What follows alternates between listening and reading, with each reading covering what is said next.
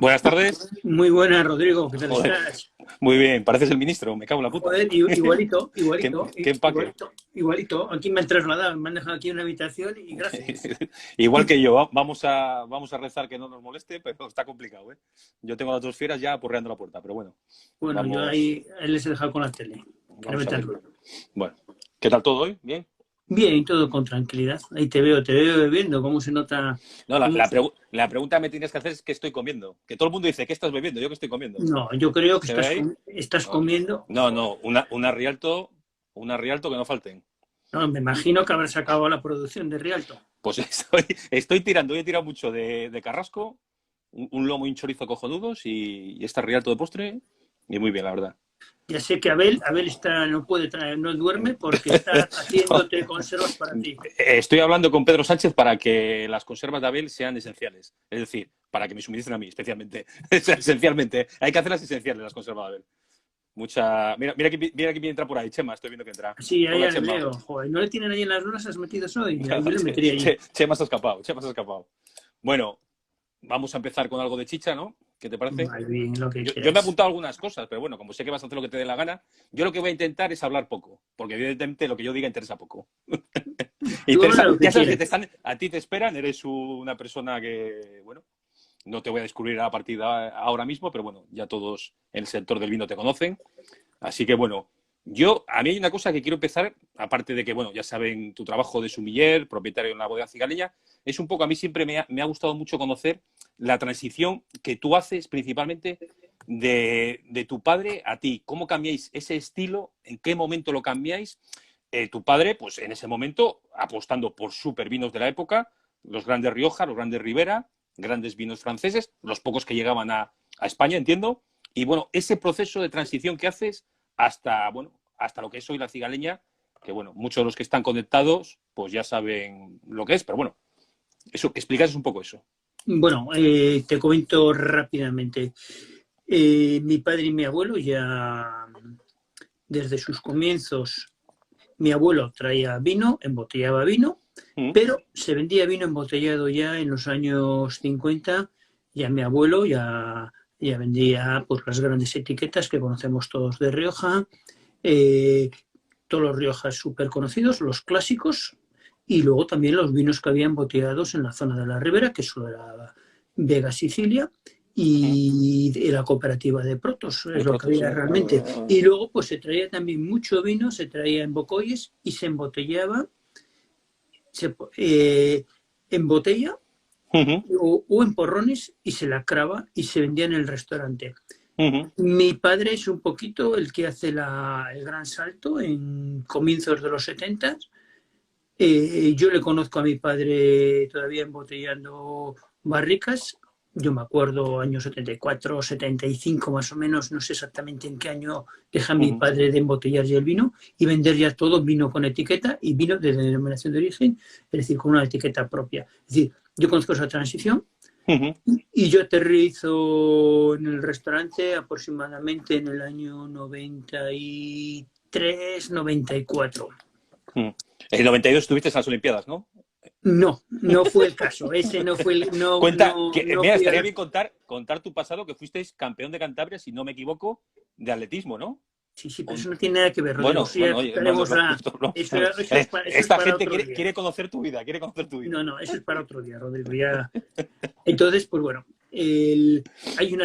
no es que haya una transición. Mi padre y sí, ha sido un súper aficionado al vino. Entonces, nosotros, pues, ya traíamos vinos de fuera, pero no como hacemos a partir de mediados de los 90 importándolo. Nosotros traíamos vino, viajamos mucho a Francia y bueno, y de niños yo siempre tengo el recuerdo con mi hermana de pasar muchas botellas de vinos franceses, champanes y Ujú, cosas que eran desconocidas. Yo he visto botellas de Leroy en mi casa, botellas de Latach, eh, muchos vinos súper conocidos que se compraban, pero había cero clientela. Es decir, ujú, el vino francés, tal como lo conocemos actualmente, o el vino de importación, está ya realmente en los restaurantes, en el caso nuestro, mediados de los 90. Es decir, hay un comienzo de cultura por querer probar más cosas, cosas diferentes, eh, y de latitudes que no tienen nada que ver con nosotros. Es decir, nuestros vinos eran, pues,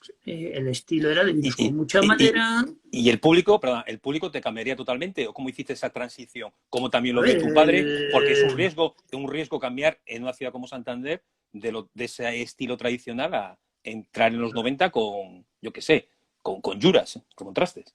no, pero bueno, el público, a ver, el público da el mismo que estés en Santander que en Madrid. Santander es un barrio de Madrid, es decir, tiene el mismo problema alguien en Barcelona que en Santander. Es decir, Barcelona es muy grande, pero Barcelona es mucho Santander juntos y Madrid es lo mismo. Entonces, los problemas les tiene todo el mundo. Es decir, en ningún sitio regalan nada. Es decir, nadie llega, nadie tiene clientes que súper preparados, porque eso no existe. A ver, el cliente se ha ido formando poco a poco, como nos hemos ido formando nosotros. No existe el cliente súper culto, no lo ha existido nunca.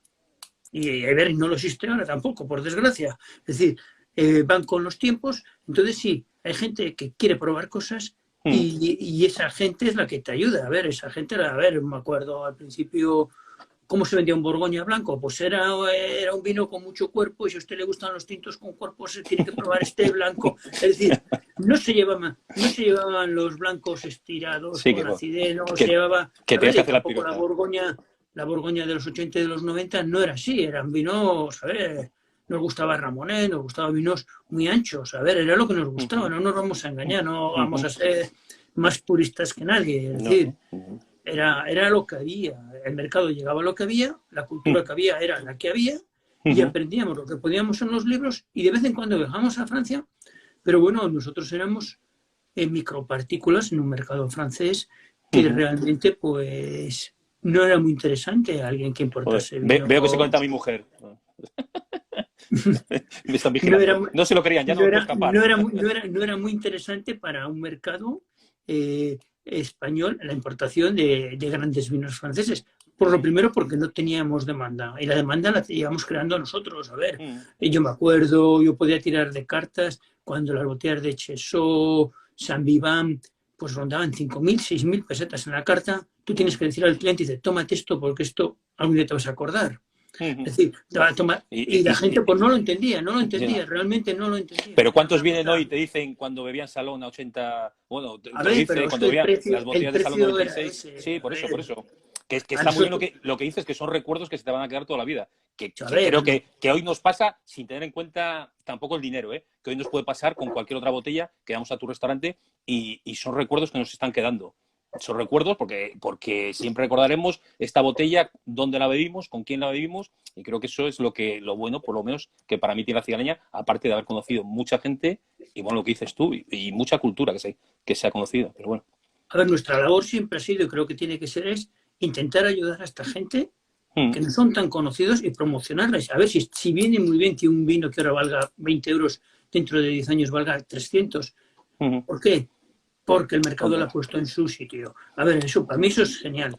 Yo creo que tiene que ser así. A ver, en nuestro país lo que necesitamos que el pequeño productor que ahora vende 12 euros ya consiga vender a 100. Que el mercado lo pague. Yo tengo una anécdota contigo que es con Foucault, cuando él estuvimos en su despacho, el orgullo, y estoy seguro que el orgullo no era por el dinero ni por nada más, el orgullo que él tenía de que en las casas de subasta sus vinos se vendiesen a ese nivel y a ese dinero. Yo entiendo que al final es el orgullo de un productor que dice, es un reconocimiento. En otras artes, pues tienen los Oscars, los Emmys, pero yo creo que para él era un reconocimiento, aparte de que está mucha gente disfrutando con lo que él hace, pues que se reconozca. Yo creo, con lo que ligado a lo que dices tú, que es un reconocimiento. Es un reconocimiento para ellos porque esta gente lo ha pasado muy mal. Lo ha pasado muy mal. Bueno, a ver, a mí me parece bien que se vendan caros. A ver, que se venda un vino caro de salida es bueno para el productor y malo para nosotros. Pero que luego el mercado venda un vino caro, en el fondo es bueno para el productor porque puede llegar el momento que él pueda tener ese margen de maniobra para poder aumentar los precios. A ver, y eso es muy importante, porque a ver, muchas veces, por desgracia, el productor no gana dinero, sufre mucho. Hace vino, muchos vinos se venden caros, entonces llega un momento, yo con mucha gente que trabajo les digo, tienes que subir el precio del vino. Sí. Aunque sea duro decírselo, porque a ver, al final nosotros somos más perjudicados, nuestro mercado es un mercado es un mercado que es muy flexible, es decir, que no es un mercado que se adapte fácilmente a una subida de precios, pero realmente esta gente que está haciendo estas labores, que están haciendo estas cosas, necesita ganar ese dinero. Necesitan, ¿para qué? Para vivir mejor. ¿Por qué? Porque se lo merece. No, no puede ser que el mercado se lleve todo. Entonces, que suba un 40 o un 50% ciertos vinos, a mí me parece fenomenal, sobre todo porque se lo merecen. Y eso es lo que tiene que hacer. Así es, así es. Yo tenía por ahí también apuntado, a mí una de las cosas que, bueno, que admiro de ti es el talento para descubrir nuevos productores. No, tampoco quiero que digas el secreto, porque esto nos puede venir muy mal, que se está viendo, pero no, ¿cómo llegas? ¿Cómo, no sé, el proceso que haces? Evidentemente, les visitas 1, 2, 3 veces, porque yo lo he visto, hasta que no se pone un vino en la cigaleña, lleva mucho trabajo detrás, que muchas veces no es, oye, mira, me ha venido aquí, que a veces sí te ha pasado, gente que yo lo he visto, gente que te ha venido a tu restaurante, te ha dado a probar un vino y al día siguiente tenías un palet ahí, que también a veces pasa, pero normalmente hay un trabajo detrás que, bueno, creo que es, bueno, sería bastante curioso que lo contases. A ver, no, el talento no existe, ¿no? Nadie tiene talento. Bueno, el talento es mucho trabajo. Nadie existe con talento. El talento sí. Hombre, hay talento. Solo hay trabajo. No, hay talento. Nadie nace sabiendo. Eso es una cosa... pero hay talento natural. Hay talento natural. Tú has visto gente como yo, Qatar, por ejemplo, en Qatar, ya has visto gente con talento natural. El Duberas tiene un talento natural para Qatar. A ver, cata muy bien, soy un súper catador, pero realmente... Yo puedo estar años y no lo voy a... No, pero comiendo no te gana nadie tampoco. No, bueno, eso también. En el campeonato del mundo del pan nadie me ganaría, eso está claro. Dice que ¿qué bebemos? Ha preguntado Ángel, ¿qué estamos bebiendo? Yo estoy bebiendo Maurer. Yo, a ver si la enseño bien. Un Pinot Noir de Schuller, que es lo que tengo aquí, que tengo que echarme un poquito. John Cadarca, 1880.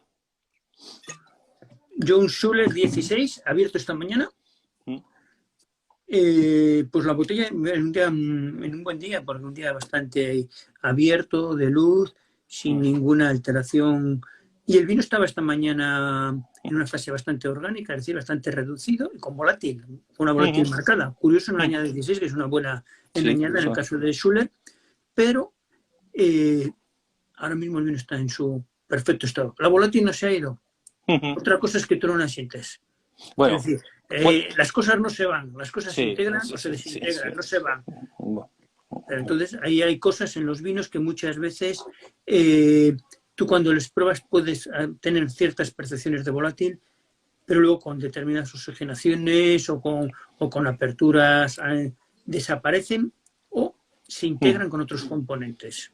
Porque Schuller, podemos decir abiertamente que es probablemente tu productor preferido, y es un productor que genera mucho debate, tú lo sabes, te ha generado mucho debate. Tú has viajado con botellas de Schuller, ya has debatido mucho sobre Schuller. ¿Por qué te gusta Schuller? A ver, me gusta la libertad que tiene, que no debe nada a nadie, que ha tenido la suerte de tener un padre como Gerard, cuando ya a mediados de los 80 nadie trabajaba con bajo sulfuroso y ella trabajaba, es decir, ha tomado la rienda con 22 años ya de la bodega junto a su padre, y ha sido un hombre que arriesga siempre, es decir, y por eso sus vinos son así. Podemos abrir una botella y estar completamente oxidada y pensar que qué mala compra hemos realizado, qué equivocación, se ha vuelto a equivocar el productor, y esa misma botella en 4 años será extraordinaria. Es decir, es un hombre que lo tiene todo calculado. ¿Cuál es el gran problema para el público? A ver, y para el público y para mí, No, conseguirlo. Y conseguirlo. El gran problema es conseguirlo. Bueno, a botella se pueden conseguir. Al final todo se puede conseguir. Bueno. Tú el vino le tienes que analizar y saber cuándo es el momento justo para beber.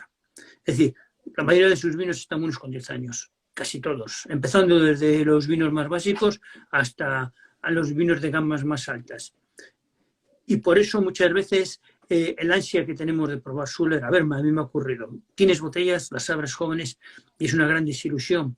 Al principio no lo entiendes. No entiendes por qué este vino tiene en boca un amargor, por qué tiene esta volátil y por qué cada cosa va por su lado.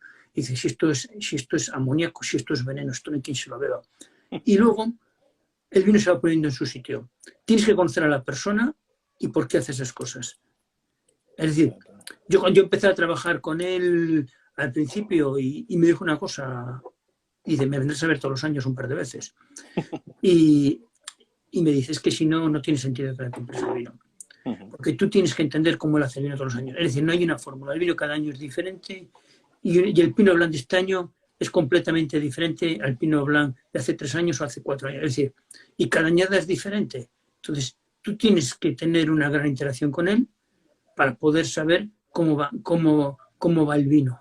Cómo va el vino y cómo va a ser el vino. Y luego, pues cuando abres una botella, sobre todo, a ver, que yo abro una botella y que esté un poco desviada o tal, no es ningún problema. El problema es cuando yo te abro a ti una botella como cliente. Entonces, yo tengo que estar seguro que esa botella está en perfecto estado. Yo no puedo contarte una historia que es un vino natural, que no interviene. Esto está muy bien. Lo que te estoy contando está muy bien, pero luego la realidad es que la copa del vino tiene que dar la talla. Si no da la talla, el cliente tiene la razón de decir que es una porquería el vino. No, y no hay que enfadarse porque digan que el productor es malo. No. Y te voy a hacer una pregunta. ¿Y quién crees que asume más riesgo? ¿Alguien que juega con esas botellas, es decir, juega que saca en su restaurante esas botellas, o alguien que saca otro estilo, digamos, más industrial en su restaurante? No, ¿Quién juega con más riesgo? ¿No? ¿Quién juega con más riesgo? No, a ver, son filosofías diferentes. Yo no quiero poner vinos industriales. Es más sencillo vender vino industrial, mucho más sencillo. Decir a todo el mundo sí, y luego nos ocurre lo que nos está ocurriendo actualmente, decir a todos sí, eso está muy bien. O coger algo en lo que crees y continuarlo. Y tener fe en ello. Es decir, estos son cuestión de principios. Hay gente que tiene unos principios y otros tienen otros principios. Si tus principios son vender vinos industriales de grandes bodegas y creerte que existe terroir y que envejece muy bien y que no interviene y que estos son los grandes vinos y contar que en España los grandes vinos de los años 20, 30, 40 eran extraordinarios y tal, me parece genial. Lo respeto, aunque no lo comparta. Y luego hay otra filosofía de buscar el pequeño viticultor que intenta hacer algo en lo que cree y luego es congruente con su filosofía. Eso es una forma. Y a ver, y nuestra idea comprando vinos es esa, comprar algo en lo que creemos. Está claro, está claro. Un poquito... hablabas de que llevas trabajando con Schuller muchos años. A mí me resulta curioso cómo llegaste al Jura, tu llegada al Jura, porque hay que reconocer que fuiste uno de los primeros que entra en una zona como el Jura, que digamos una zona alejada aunque esté cerca de zona de vinos, alejada un poco del bullicio vinícola. ¿Cómo llegas al Jura?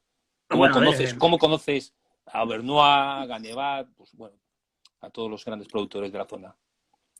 Yo el Jura siempre estaba obsesionado con el Chateau Salon de Macle. Siempre me ha parecido, yo siempre que iba a Francia, siempre intentaba comprar botellas de Chateau Salon de Macle.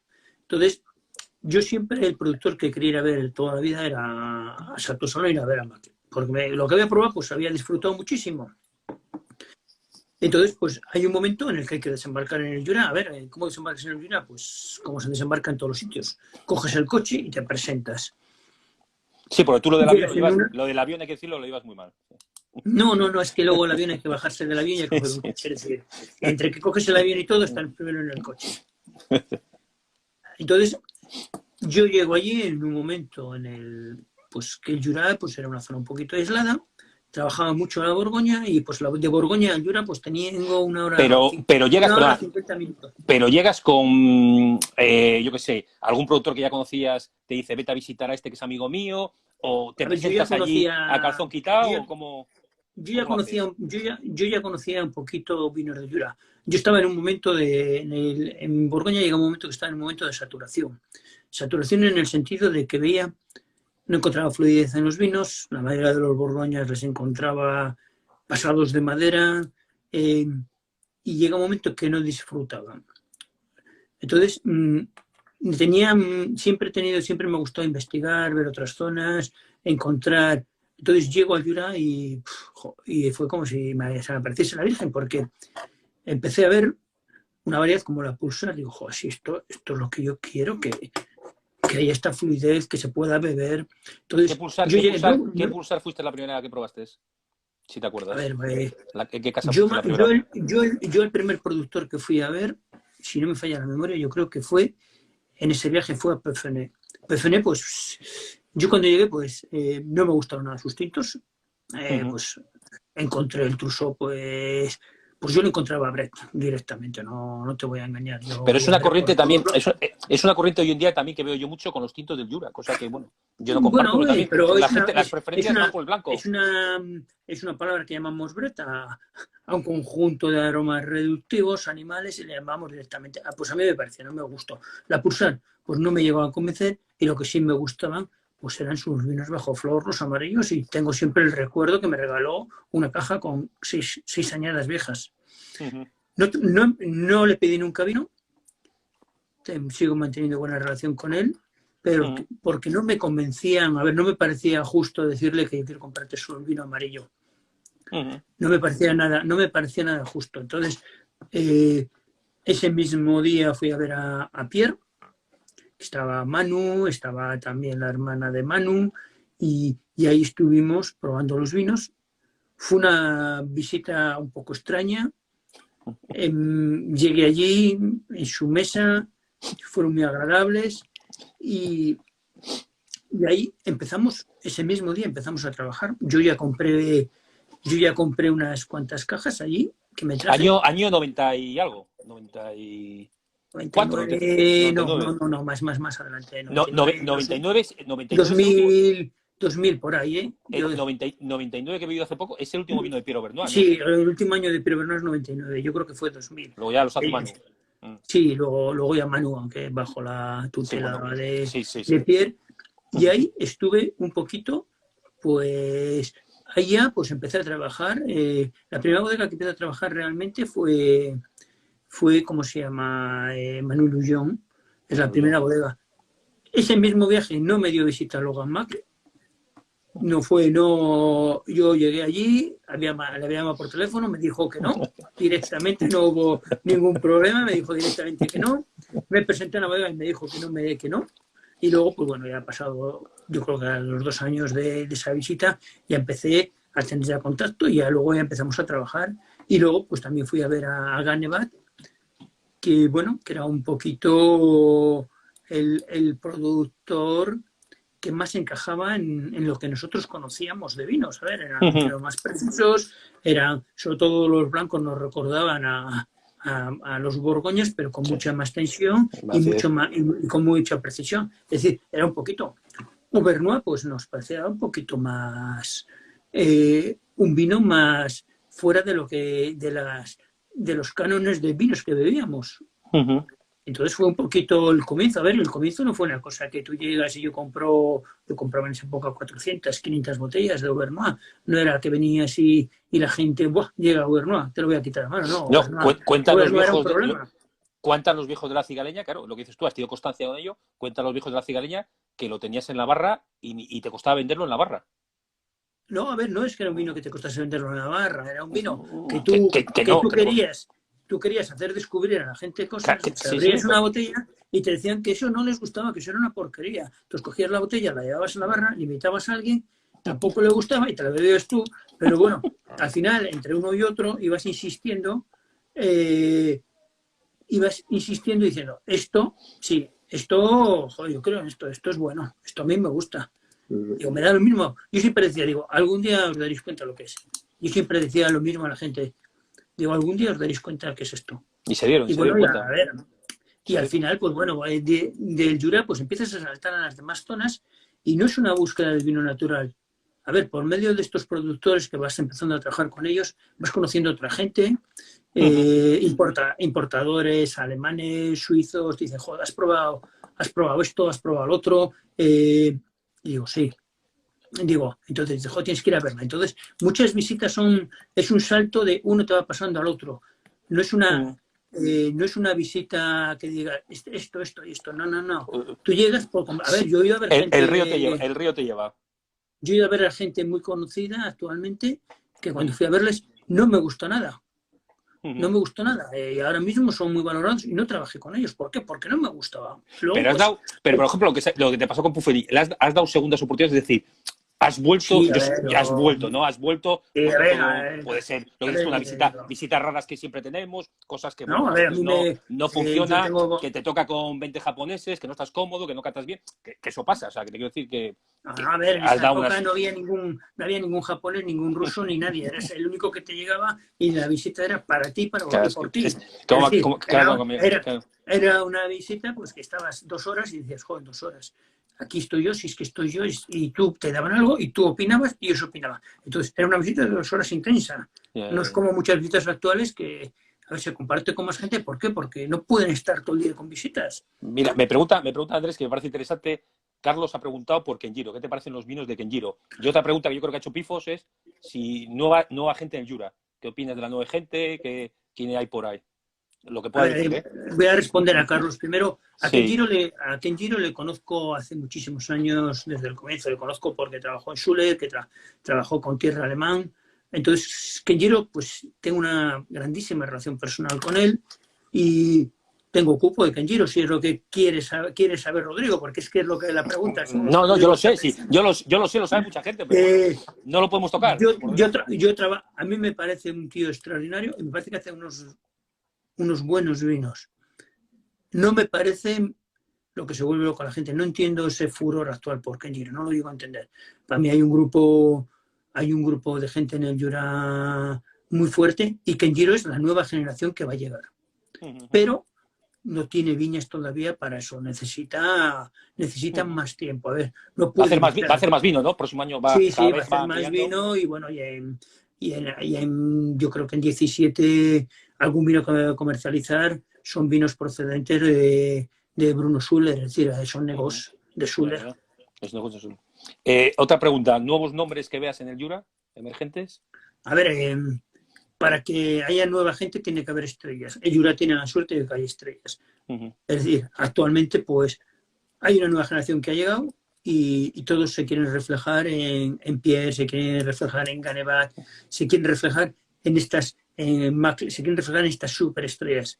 Va a llegar nueva gente, Bueno, pero bien. el vino es paciencia, ¿eh? No podemos decir, Ya. este hombre es el Que grande ahora, no. no. Habrá que ver con el tiempo quiénes son las grandes estrellas y quiénes son. A ver, toda la gente que ha empezado, ojo, un nivel bastante alto. Podría Sí, nos dice enumerarte. Charles, Domain de Bodines, luego Sí, está Bodín trabaja muy Bodines, bien, es súper preciso. hay mucha más gente, Francis Rousseau, en Salón también, bueno, hay mucha gente. Tenéis que tener en cuenta una cosa. Toda la nueva generación que se ha instalado, que hace vino natural en este momento, es una generación preparada, es una generación que viene de escuelas de enología. Es decir, no hacen vino natural como porque sí, hacen un vino natural partiendo de la enología y partiendo de las viñas. No es un vino de perroflautas como muchas veces hemos oído gente que critica a los vinos naturales porque están desviados y tal, y con mucha razón, ¿eh? A ver, es gente que está trabajando muy bien y luego, pues, que haya gente que trabaje también sirve de reflejo para los que llegan. Es decir, para que exista una DAN ha tenido que haber anteriormente un Orantes, o para que haya un gran golfista ha tenido que haber el Ballester. Y en Eso el ayuda. vino es lo mismo, tiene que haber un reflejo. ¿Quién sería el Orantes y el Ballesteros en España? ¿O quién ha sido? ¿En cuál? Los Orantes y Ballesteros de España, ¿quién consideras tú? Los que han ayudado, por cambiarte un poco. Es complicado, ¿eh? A ver, Bueno, aquí también tenemos Orantes. también date cuenta que España es un país un país en el que no ha habido viticultores. Vivimos la época dorada del vino español, ahora es la época mejor.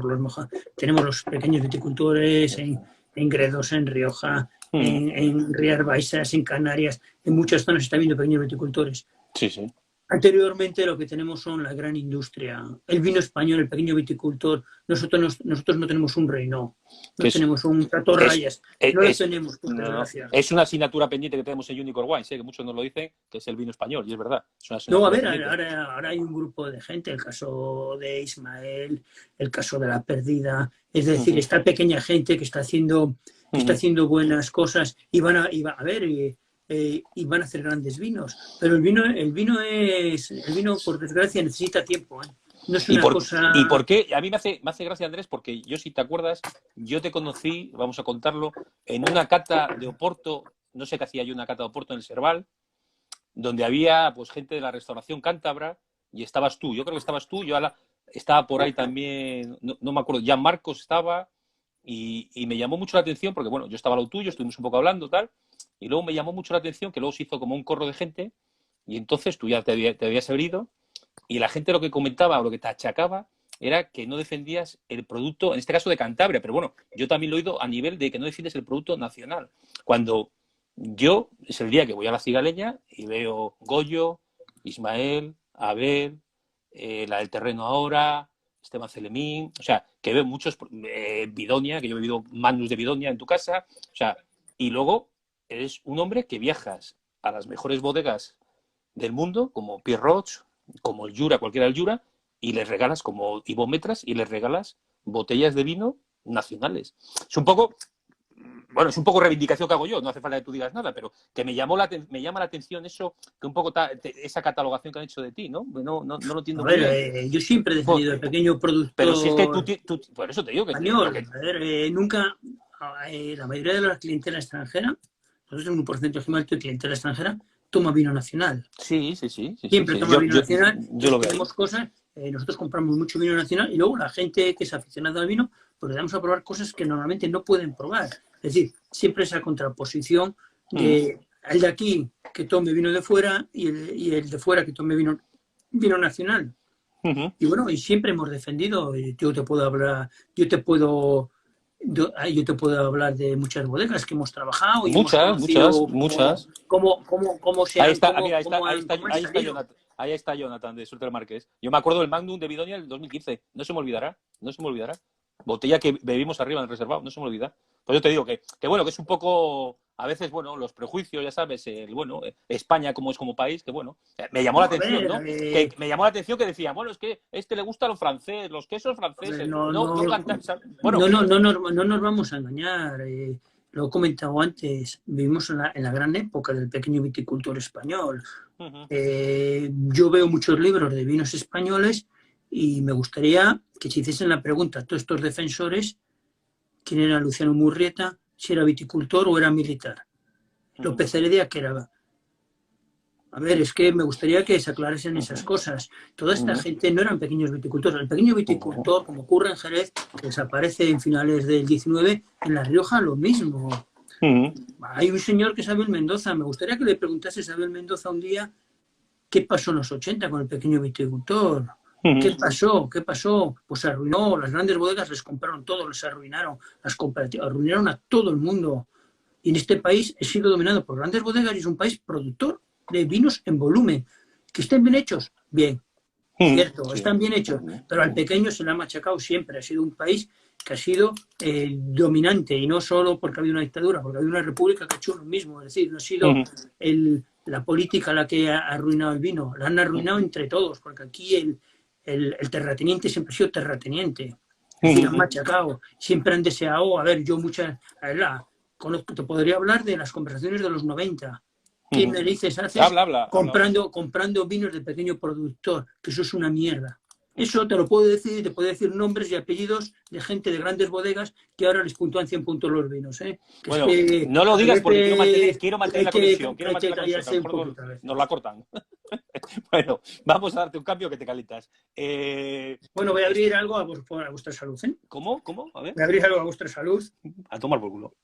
No, porque luego, a ver, me gustaría enviaros una copa, no sé, repartir, aquí salen 7 copas, repartir alguna copa. Muchos quieren que repartas eso, sí. No lo sé yo. Mañana te van a mandar mensajes, ¿eh? A ver cómo ya, pero es que no, es que hay que, a ver, las redes sociales hay que hacer que te puede teletransportear y mandar unas copas, repartir la botella.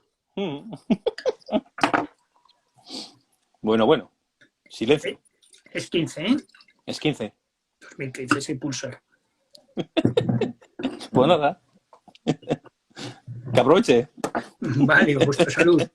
Venga. Yo estoy bebiendo mucho, tengo Berlitz preparado ya para esta noche, estoy bebiendo mucho Estiria. Eres probablemente un gran conocedor de la zona, de los mayores conocedores en España de Estiria. ¿Qué te parece Estiria, la zona de Estiria? A ver, Estiria es una... A mí me gusta, perdón, y me gusta mucho cómo, porque muchas veces, bueno, yo ya sabes que más por mi formación de compras, comercial, empresa, destaco mucho la forma de cómo venden el vino. Esa asociación que tienen, que también les permite viajar por todos los países, cómo ellos han defendido, se han unido en esa zona, me parece un ejemplo muy importante a la hora de vender vino. Es decir, tú has llegado a uno, pero al final ellos llegas a los 5, uno te dice, visita a este. Es una cosa que yo creo, no sé si se hace a menudo, pero los productores de Estiria me llama mucho la atención. Como Muster te dice, oye, pues mira, prueba esto aquí. Como, incluso Stromeyer, me acuerdo, si no te dijo Stromeyer, te mandó a Mitopilla en Suiza. Como, aunque no esté ahí, cómo ellos se defienden y esa unidad que tienen. Me llama mucho la atención. Bueno, eso es una especie de corporativismo. Esto es una gente que hace ya unos 14 años aproximadamente tiene una inquietud y es intentar hacer las cosas mejor. Las cosas mejor no es querer llegar a hacer vino natural, es decir, intervenir cada día menos. Entonces, el caso de Franz Stromeyer, Thomas Muster, los hermanos Chep, entre ellos, para llegar a esto, necesitan ayudarse. Entonces, ellos se crean un vínculo de amistad y un vínculo de ayuda. Y cada uno con su propio estilo. Es decir, se necesitan para vender, porque está muy bien ir 5 productores en vez de un productor. Sí, es una estrategia. Pero bueno, esto es algo que también ocurre en el Jura al comienzo. Sí, al lo comienzo mismo. Todos giran alrededor de 2 o 3 productores, que es donde van a hacer como donde van a aprender. Y en España yo creo también hay asociaciones. Y a ver, y en España, que va España junta está, creo que es muy interesante. Lo en digo España, desde el punto de vista del distribuidor, que es muy interesante. Muy interesante. ¿Y qué destacas? ¿Qué es lo que más destacas de Estiria? ¿Qué es lo que más destacas? Pero, a ver, es un centro europeo. Es un centro europeo, tiene que ser todo preciso. Es decir, si la volátil tiene que estar en su sitio, la precisión, todo tiene que estar en su sitio. Entonces, es otra filosofía de vino. El vino tiene que ser perfecto. A ver, un austriaco no es un latino. Es decir, cada persona es de una manera de ser. Entonces, eso se refleja en el vino. A ver, y en muchos vinos naturales que trabajamos, es el reflejo del productor y tiene que ser así. Y si no es así, algo falla. Entonces, pues bueno, es un poquito la manera de que ellos trabajan, es la manera que ellos son. No es lo mismo Franz Stromeyer que Thomas Muster, porque les tienes que conocer personalmente. Entonces, sus vinos son de una manera porque Franz es de una manera. Y Andreas Chep es de otra manera. Y Edward, su hermano, es de otra manera. Y sus vinos son completamente diferentes, aunque tengan viñas en las mismas zonas. Es decir, el vino lo hace el hombre. Estamos llamando esto vino natural, pero no es vino natural, porque hay una intervención humana. Y el vino es el reflejo de un suelo, de un clima y de una intervención humana. Mira, por una parte, el otro día estuve oyendo a Tao Platón, y es verdad que decía un poco lo que acabas de decir. Una parte está de acuerdo contigo, entiendo, porque dice que son unos vinos de estilo, pero también me llama la atención que él dice que no transmiten el terroir del suelo. O sea, por un lado, sí, lo que tú estás diciendo es verdad. O sea, ¿estás de acuerdo? Son vinos de estilo. En cambio, acabas de decir que para ti sí transmiten eso. Que transmiten el terroir. A ver, transmiten eso porque viene... A ver, el concepto de terroir es algo inerte, es algo espiritual, no lo vamos a engañar. Muchos vinos naturales en sus primeras fases transmiten la elaboración, la poca intervención, que hace que tengan determinados parámetros que no estamos acostumbrados la mayoría del público. Es decir, tienen esos parámetros. Antes he visto un mensaje, ese toque de sidra, ese toque de cítricos supermarcados. ¿Y qué es lo que hace el sulfuroso? El sulfuroso es un fijador. Es un fijador y pone los aromas y las levaduras seleccionadas. Lo que hacen es que los determinados vinos sepan a lo que queremos que sepan. Aquí no. Aquí muchas veces es el reflejo del año y es el reflejo de la intervención. A ver, el hombre interviene y el hombre hace que una cosa sepa de la otra. Muchos vinos, eso son en sus primeras fases. Luego, cuando los vinos envejecen, el terroir y la variedad existe siempre, porque el tiempo pone a cada uno en su sitio. Y en el vino es lo mismo. El vino es más racional que nosotros. Los vinos nacen, crecen y se mueren. Hay veces que se mueren rápidamente. ¿Por qué? Porque tienen que morirse rápidamente como las personas. Entonces, los grandes vinos naturales envejecen fenomenal y reflejan el terroir. Comprar una botella de Schuller con 15 años, a cualquier persona que odie el vino natural te va a decir que es un super Riesling y te va a decir que es de un suelo volcánico y te va... ¿Por qué? Porque el tiempo hace que salga todo. Por eso mismo es muy importante los vinos. El vino, a ver, el vino es una materia de paciencia y de estudio, ¿no? El vino no es un glu-glu, aunque salgan vinos de glu-glu, pues el glu-glu es el agua. El vino es algo que acompaña nuestra cultura, es parte de nuestro ser y forma parte de nuestro entorno. Entonces, como parte de nuestro entorno, no puede ser un glu-glu, tiene que ir acompañado de muchas cosas que nos rodean. Es decir, sobre todo cuando interviene el hombre. Es decir, tiene que ser el reflejo del hombre. Muy bien. Que te iba a comentar también que me llamó la atención cuando fuimos a Champán lo ilusionado que estabas, ¿no? Por volver a reencontrarte con una zona, nuevos productores, nuevas formas de hacer las cosas. ¿Te está pasando, te va a pasar esto con la Borgoña? ¿Cómo lo ves? A ver, en Borgoña está saliendo gente también. A ver, viene muy bien. Las revoluciones vienen bien para que la gente espabile. Y Borgoña espabilado. Borgoña tiene unos años y ahora hay otro movimiento de gente. A ver, la Borgoña es como... Borgoña puede estar dormida, La Rioja puede estar dormida, Barolo puede estar dormido y Burdeos puede estar dormido. ¿Por qué? Porque los grandes se pueden permitir el lujo de dormirse, los pequeños nunca se pueden dormir. Entonces, ¿qué va a ocurrir? Pues que salga gente nueva. Si está saliendo gente nueva, a ver, está viendo gente nueva. Es decir, siempre criticamos a las grandes zonas. ¿Por qué? Porque es más sencillo criticar a las grandes zonas. ¿Por qué? Porque en las grandes zonas tenemos las grandes esperanzas. Es decir, cuando abrimos un Borgoña, no es que tiene que ser bueno, tiene que ser extraordinario. ¿Por qué? Porque es Borgoña. Entonces no queremos fallos en la Borgoña. Luego cuando tomamos un vino del Languedoc o de Roussillon o de Bullas o de Canarias o de otras zonas que no son tan conocidas, les pasamos más cosas, pero a las grandes zonas no nos queremos pasar ninguna. Y van cambiando con el tiempo, van cambiando.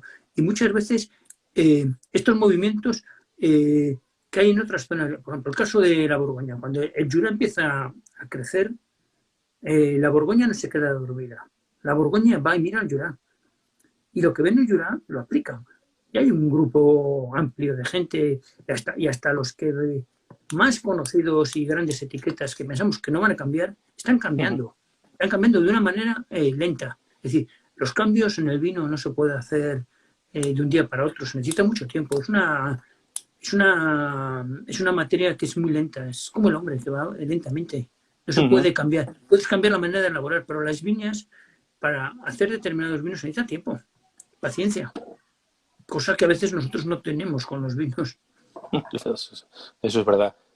¿Y qué te parece, bueno, las zonas más excitantes ahora mismo del vino natural? ¿Qué zonas te parecen, aparte ya, bueno, las que conocemos más, a lo mejor la gente, cuáles más emergentes, más excitantes ahora mismo? ¿A qué te apetece ir a visitar? A ver, me llama mucho la atención, sobre todo los países del este. ¿Por qué? Porque en el este no existe esa influencia que tenemos nosotros como España. Nos queremos parecer a un vino francés o un italiano a un vino francés, o nos queremos parecer... Es decir, todos tenemos nuestros ídolos y queremos ser como esos ídolos. Allí no existen. Es decir, ¿por qué? Porque son mercados donde hay un gran consumo de vino, entonces no se buscan reflejar en otros. Entonces hacen un vino en su estilo. Hacen el vino a su estilo, lo que a ellos les gusta. Entonces, hay muchas veces cuando vemos las consumiciones de vinos en Europa, yo creo que no hacen las estadísticas en los países del este, porque lo único que ves es que la gente bebe vino. A ver, yo cuando voy al este nunca veo una escupidera, no se puede escupir el vino, no existe eso algo. Cuando voy a Serbia nunca me dan una escupidera. Es decir, eso sí, te ponen comida cuando estás catando. Creí que ibas a decir la leyenda que se cata con una pistola en la mesa, eso es mentira, ¿no? No, eso es mentira. Es decir, te dan a catar muchos vinos, pruebas muchas barricas. A ver, yo con la gente que trabajo en Serbia, pues yo pruebo todas las barricas. Porque dices, es que hay que probar todas las barricas para saber cómo hago yo el vino. Digo, vale, bien. Y no hay una escupidera. Tú tienes que ir probando los vinos y le dices, ¿no escupí? Y dice, no. Es decir, no existe esa cultura. No entiende muchas veces cuando tú estás con la copa moviéndola un rato, viendo qué tal. Y puedo, a ver, me dejas otra copa para ver cómo evoluciona. No existe. ¿Por qué? Porque el vino es para consumir. Es decir, existe ya como algo, el vino como algo, como un acompañamiento, como puede ser agua. Para nosotros que queremos mucha agua, pues ellos beben mucho vino. Mucho vino, mucho destilado también, ¿eh? Sí. Y acompañan las dos cosas. Bueno, preguntaba Ismael de Nerúa, que le conocemos bien, que ¿qué cambia primero, la elaboración o el viñedo? ¿Cuál va antes? Para mí tiene que ser primero el viñedo y luego la elaboración. A ver, porque cuando cambias primero la elaboración que el viñedo, no estás ni contento con una cosa ni con otra. Es decir, primero hay que ser un gran viticultor, hay que hacer bien el trabajo. Primero hay que tener una gran uva, y cuando tienes una gran uva puedes hacer un buen vino. Bueno, conocemos grandes viticultores que luego no hacen grandes vinos, a priori. Entonces, ¿qué está ocurriendo actualmente? Yo estoy viendo mucho vino poco sulfitado de viñedos trabajados de manera industrial. Son vinos huecos y sin personalidad. Y son vinos que no van ni para adelante ni para atrás. Es decir, son vinos que no encajan en nadie. Es decir, y ese es el gran problema. Por eso mismo yo creo que habría que trabajar primero bien la viña y luego cambiar. A ver, no hay que hacer, no todo el mundo tiene que hacer vino natural, no es una imposición. Tiene que haber todo tipo de vinos, ¿eh? No, y a ver, ahí ya hay grandes vinos que trabajan con sulfuros extraordinarios, y que son tremendos. A ver, Me preguntan, el sulfuroso se integra bien con el tiempo, en muchos vinos, en otros no, pero... Me preguntan, Joana pregunta si has probado algo en Polonia. Sé que últimamente en Rumanía estabas ya haciendo tus... Sí, a ver, ¿Por Rumanía estás bonito? ¿Por Polonia? En Polonia no.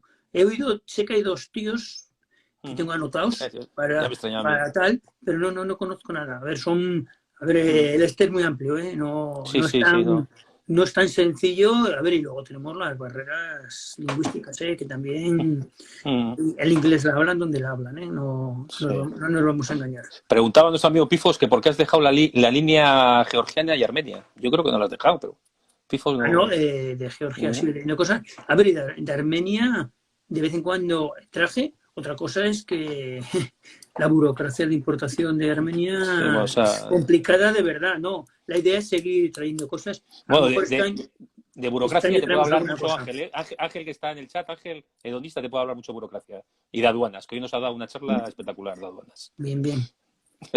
La próxima le llamaremos, cuando traigamos de Suiza, Georgia, eso le llamamos a Ángel. Suiza es fácil.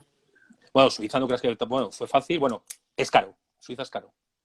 Suiza es caro, pero bueno, yo creo que estaremos de acuerdo que con Vitopía es de las cosas que más contentos estamos de los últimos años. Pero bueno, eso es otro tema.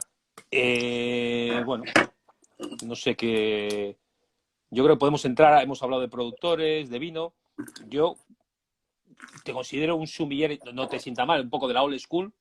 ¿Cómo ves la nueva sumillería? Pues, como buen aficionado que eres a la gastronomía como yo, pues visitamos muchos restaurantes, tanto Michelin como no Michelin. ¿Cómo ves la sumillería en España actualmente? Yo la veo muy bien, pero tú... A ver, la veo con envidia, porque creo que están en una época... Pero por el pelo, tú lo ves por el pelo. No, aparte de eso, ¿por qué? Porque hay muchas posibilidades. A ver, nosotros teníamos muy pocos cánones para fijarnos. Es decir, yo veo que hay una supergeneración de gente extraordinaria, gente muy preparada. La gente ha tenido la posibilidad de ir a trabajar fuera, viajar mucho. Es decir, sí. ahora el que no aprende es porque no quiere. Es decir, entonces por eso mismo yo creo que hay una gran generación, a ver, sobre todo porque hay gente muy joven. Es decir, en la época nuestra, pues era muy complicado escaparte un viernes para ir a ver una bodega. ¿Por qué? Porque en los 90 había mucho trabajo y no te podías escapar del restaurante tan sencillo. Te puedes escapar cuando cogieras las vacaciones o te puedes escapar un lunes, pero ese lunes había mucho trabajo, volvías. Es decir, era una época, era muy complicado, no era como ahora, no había redes sociales. Es decir, tú te comprabas todos los libros del mercado que había, en el idioma que fuese, les mirabas, te lo creías como acto de fe y tenías muy pocos... tenías muy pocos cánones para comparar. Es decir, ha sido en los últimos años, yo creo que a partir del siglo XX, cuando empezamos realmente a poder experimentar con nuestras manos de manera táctil, es decir, poder viajar de verdad. Y eso es lo que realmente nos ha hecho crecer a todos. Antes, tú antes te comprabas un libro, 2 libros, te los leías todas las veces posibles, intentabas aprender todo lo que querías, y muchos vinos...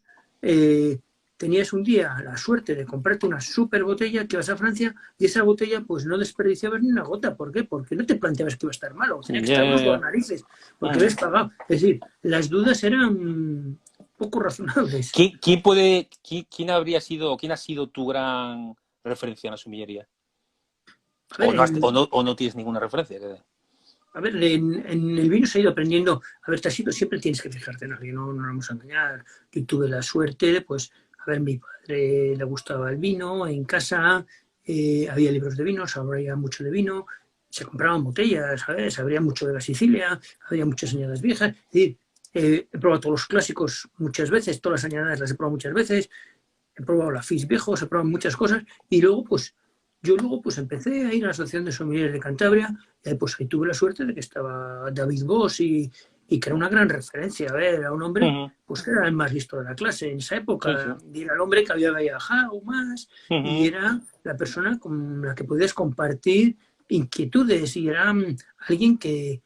Luego estaba Antonio, que era el presidente de los Sumilleres, también un hombre muy inquieto, un super coleccionista de vino. Antonio el Sí, de Antonio de la la Casona. Casona. Antonio de la Casona, pues tenía una...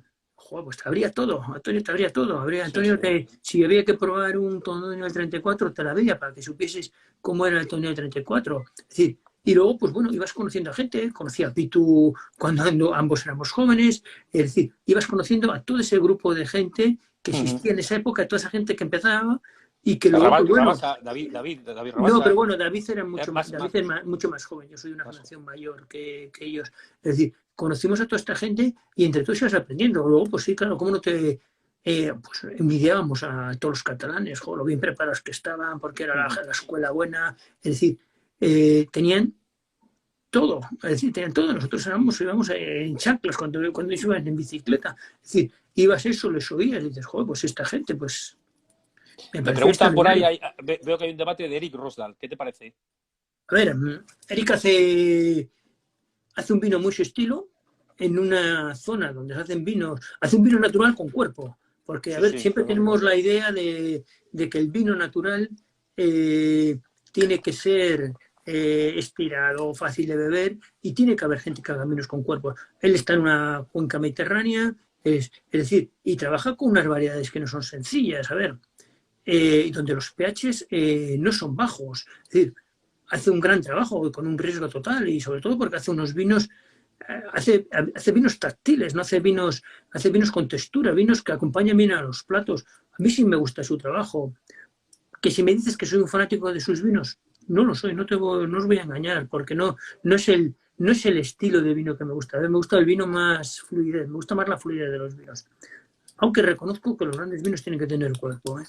Me preguntaba también Pedro de las redes, te pregunta por Nikolayov, Vinotec, Treballón, Pont-Canet y Luz. A ver, Nikolayov es la escuela clásica austriaca del Passau, los vinos envejecen bien.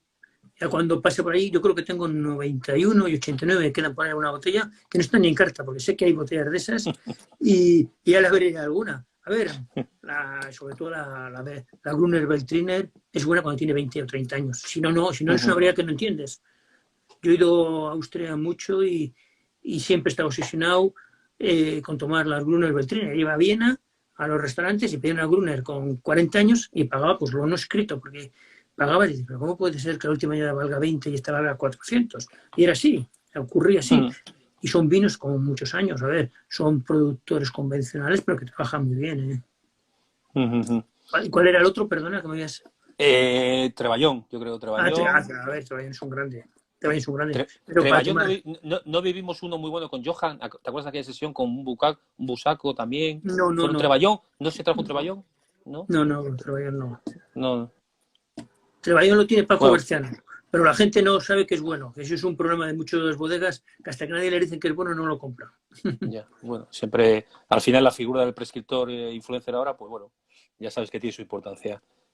Nos preguntaba Cristina, yo creo que ya, bueno, ¿en qué momento consideraste apartarte del vino clásico español y mirar no solo a Francia, sino a Francia, que hoy está valorada, pero que hasta tampoco no?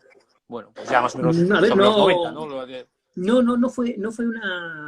No fue decir esto no vale, esto vale. A ver, yo tenía un poco lo que tenía. A ver, la gente que conoce nuestra casa hace muchos años, había dos cartas de vino. La carta convencional y la carta de vinos viejos. Entonces yo estaba hasta el gorro de abrir vinos viejos. Tondonia 34, Riscal del 25, Viñarreal del 64, Viñarreal del 54, Único de 42, y estaba hasta el gorro, había 2 cartas. Entonces llegó un momento, yo digo, esto yo no puedo con esto. No, porque no puedes, no te llega a convencer. A ver, y reconozco que hay cosas que están buenas. Sí, ya lo sé. Pero no, entonces es un momento, hay un momento que se acaban los stocks, nosotros se nos van acabando los stocks, y bueno, cuando se acaban los stocks, pues yo me ponía muy contento, ¡buah, ya se acabó esto, ya no hay que volverlo a vender! Entonces se van acabando los stocks, y luego llega un momento que el público abandona estos vinos también. Es decir, hay un ataque por general a los vinos clásicos. ¿Por qué? ¿Generacional? No, pero esa pregunta no me la tienes que hacer a mí, esa la tienes que hacer a los que han escrito ahora un libro sobre vinos viejos, que son los mismos que atacaron al vino viejo. Es decir, a los periodistas gastronómicos que tienen por encima... Me he perdido. De los que tienen por encima de 60 años. Todos esos fueron los que atacaron a todo el vino viejo y llegaban al restaurante y te decían... Yo tengo el periodista más famoso de vinos español, vino un día y me preguntó que para mí cuál era el gran vino de mi vida. O sea, estamos hablando de Peñín. No, yo te he dicho, tú pon el nombre que quieras. Entonces me preguntas cuáles eran los grandes vinos de mi vida. Y yo le dije, yo en vinos españoles yo creo que es Único del 70 y Tondonia del 25. Para mí son las 2 super botellas que si fuesen francesas no tendrían precio. Entonces me dijo, claro, esos vinos están oxidados. Y yo le dije, bueno, sí, lo sigue diciendo. Yo digo, menudo drama usted el daño que hace al vino español. Porque, a ver, yo viajaba a Francia y cuando decías que tú podías llevar una botella de Único del 70, a ver, yo llevaba muchas botellas viejas de vinos españoles, y habría como con Dominique Lafon, con Jean-Marc Roullot, abríamos esos vinos y disfrutaba mucho con esos vinos. Bueno, y te daban las gracias porque les abrías esos vinos. Hace poco, ¿qué vino le ha gustado más a Ivonne Metras de lo que le regalamos lo que llevamos? El Ardanza 70. Si es que a veces la gente confunde, claro, si es que tampoco estigmatizar y no lo entiendo tampoco. Bueno, hay una... Y lo que te demuestra lo abierto de mente que está esta gente. A ver, que no es que tenga full sulfuroso, no lo voy a probar. A mí, pues eso. Personalmente me hizo mucha ilusión, como Edmond Batán bebiendo el Paternina del 28. Esa foto que guardo como oro en paño. Yo te la he enseñado, que es Nadie Foucault y Edmond Batán en su casa, en Savignol, bebiendo en una Navidad, me manda una felicitación y dice, Andrés, hoy brindamos por ti con un Paternina del 28. Es decir, valorando eso, que aquí la gente que lo tenía que haber puesto lo tiraban. Lo tiraron para abajo. Sí, así es, pero bueno. Haremos un parón a las 8. ¿Que estás comiendo el bocadillo? Está. Maurer, nos hablarás un poco de Cadarca. Háblame un poco de Cadarca 1880. ¿Cuál? ¿Me oyes? Cadarca. ¿Me oyes bien? Háblame un poco de Cadarca, sí, 1880. Esto, bueno, mucha gente lo dice, los que lo han probado. Esto es una línea Auvernois, ¿eh? Es una línea Auvernois. Bueno, a lo mejor tiene algún parecido a lo que estamos bebiendo, ¿eh? Ojo lo que digo. No, a ver, no. Como diría el amigo, en tieso friendly, pero tiene un... Auvernois. A ver, mi botella no la tiene, está perfecta la botella, ¿eh? Y Oscar Maurer, para mí es esa... Para mí Oscar Maurer es ese genio que todo el mundo necesita alguien en el que reflejarse. Y Oscar Maurer es esa persona para una nueva generación de viticultores serbios. Se está trabando un poco. No sé, algo harás más. Estarás comiendo un bocadillo y por eso te trabas, seguro. No, estoy quieto. Bueno, no, ahora te oigo bien. Bueno, sigue, que hablabas de Maurer. Entonces... Está aplaudiendo Oscar, por aquí, en casa, que está pasando la policía. Oscar es esa persona con una fuerza tremenda. Ha ayudado a un pequeño grupo de viticultores para que hagan vino natural y ahora está ya con su proyecto muy metido y bueno, ya ha ayudado a caminar 7 o 8 bodegas que en este momento en Serbia que están haciendo vino natural en la zona norte, Subotica, y luego también, bueno, en Serbia destacaría otro chico que es Dejan Stankovic, que es un chico que hace destilados y que está haciendo también vino natural en el sur de Belgrado, en la zona histórica para la Gran Serbia. Es decir, Iván me dice que luego acabemos la historia del crítico gastronómico, que ya sabes que a la gente la sangre le gusta, entonces tienes que acabar la historia del crítico gastronómico. No, si la historia es sencilla. Le sacaste del restaurante, ¿no? Dilo suavemente. No.